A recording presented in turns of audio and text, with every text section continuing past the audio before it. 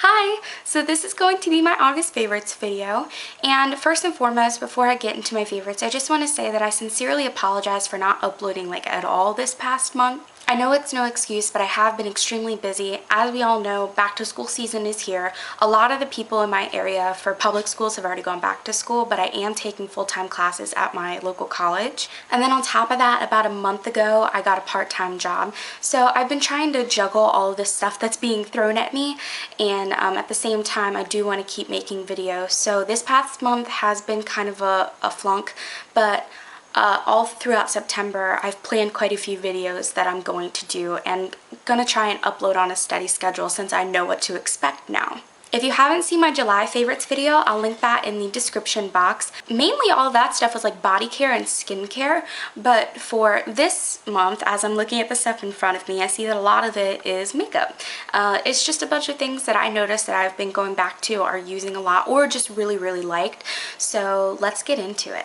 So my first makeup favorite is the NYX High Definition Eyeshadow Base, and I showed this a couple times in my videos. I used it as my eyeshadow base in the last video that I posted was the fall look makeup tutorial, and if you haven't seen that, I'll link that in the description box as well. But I've really been liking this as an eyeshadow base. If you've been watching my videos, you know that mainly I just go for the Urban Decay Original Eyeshadow Primer Potion. I've been using this ever since I started doing makeup, just because I find that's what it works for me.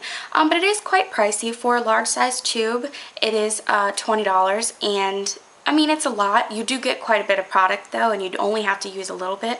There's pros and cons with each of them, but I just know that this is a fraction of the price. So if you're looking for a really good grips onto your eyeshadow and makes it last type of eyeshadow base, then pick up the NYX HD base. Not to be confused with the newer one that they just came out with, which was called Proof It, which is supposed to be a waterproof version.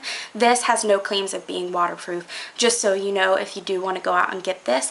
But if you're just using it for everyday use like me, this is really good. Now this next favorite is a palette, but it's not mine. However, I've been getting a lot of use out of it anyway, and I've been using it for quite a few looks that I've been doing this past month, and it's the Urban Decay Naked palette. And as you can tell, it's the first one. Now, I personally do not own any of the Naked palettes. I know that they're quite pricey. I think they used to be $50 flat, but now they're spiked up to $54. But the shadows are really good and they're really pretty. I actually got this for my mom for Mother's Day, and this is all of the colors that comes with it. These are just the types of colors that she uses. It just comes with a double-ended brush. These are all the types of colors that she uses, and they're such pretty colors. And the best part about this is that they pretty much complement just about every single eye color, if not every single eye color. She's got bluish type green eyes and they look good on her, and I've got darker brown eyes and I think they look good on me. So I really like these, and I do have it on my eyes right now, and the color that I've been using the most is Sidecar. And then in my crease I have a mix of Naked and Buck, these two. I'll put Buck in the crease and then diffuse it with Naked to make it a little bit lighter, and then put Sidecar all over my lid, and then just as a brow bone highlight, which is odd. I really don't go for shimmery brow bone highlights, but I have really been liking Virgin, which is the lightest one, and then using it as an inner corner highlight as well. Taking a break from the makeup favorites, this is actually a food type favorite, or drink, food and drink, whatever. These are the Minute Maid drops. They're flavored water enhancers, and the flavor that I have is raspberry lemonade because I am obsessed with anything that's like raspberries, raspberry lemonade, strawberry lemonade. I just really like those types of flavors. And when I was at the store, we normally get a pack of waters. We always have waters in our house because we go through water bottles like crazy. And for those days when you really don't want to drink straight up water and you want a little bit of flavor and not a lot of calories at the same time, it's definitely better for you than soda. We normally get like the box of like Propel packets or Crystal Light packets, which come in a variety of flavors as well. And what you do is you open up your water and you pour the powder from the packet inside and shake it up, and it just gives you a flavored water. Well, these are just about the same type of concept, except they're not in a powdered form, they're liquid, and you can squeeze as much as you want into your drink. So you could squeeze just a little bit, or you could squeeze a lot of it. So I'm gonna go ahead and show you. I have a water bottle here that I've been drinking out of, but there's nothing in it. It's pink, or the liquid is like red, so when you dilute it, it turns your water pink. And another cool thing about this is that the suction is really good. That's the suction right there. And when you hold it over your hand, unless you squeeze, nothing's gonna come out. So yeah, it's not coming out onto my hand even though I'm holding it upside down because the suction is really good. So I open up my water bottle and I'm gonna go ahead and show you. You can squeeze a lot or a little bit. I usually prefer just a little bit, like in between. I don't like putting a lot.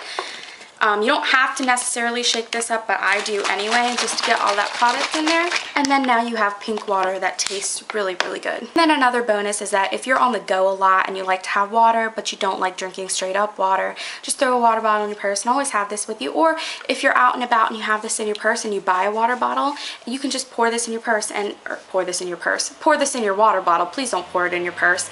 And sorry, I have the window open. But the bottle is small enough and compact so you can just throw it in your purse, and when you want to, you can use it with your water. I don't quite remember how much this was, but I do know that I got it at my local Food Lion. So my next makeup favorite is the Tarte Cheek Stain in the shade Flush. I explained in my last video that I got this as a 100-point perk from Sephora, and I absolutely have been loving this.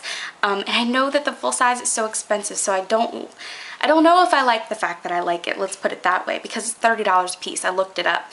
But it's such a pretty color. I like this shade specifically. I know that they have quite a few other shades, but this shade Flush, I said in my last video, and I'll say it again, it looks very intimidating in the tube, but it washes out to a really pretty pinky berry color. I love the way that it looks. If you want to see it in action and the way that I apply it and the way I blend it out, you can watch the fall look video because I did use it on my cheeks in that video, but I have been using it just about every time I do my makeup. And then I also wanted to note that I like to blend it out with the e.l.f. Smallstipple Brush, because Emily and Noel said so. No, just kidding. But because it actually is a really pretty brush, and it's cheap, it's $3, and it's really nice to sit there and blend out cream products. I use this with all my cream products now because Emily did recommend it, and when I tried it out, it's really, really nice.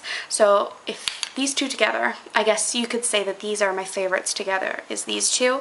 So yeah. But one more thing before I stop talking about it is that don't use this for your lips, because a lot of the times when we think cheek stain, you can also use it as a lip stain, and for this specific product that is not the case. I tried putting it on my lips because I thought that would be a really pretty lip color. Now it does give like a really pretty wash of color like a tinted lip balm would, but when you lick your lips, it tastes absolutely disgusting. I had to wipe my lips immediately because it just tasted so bad.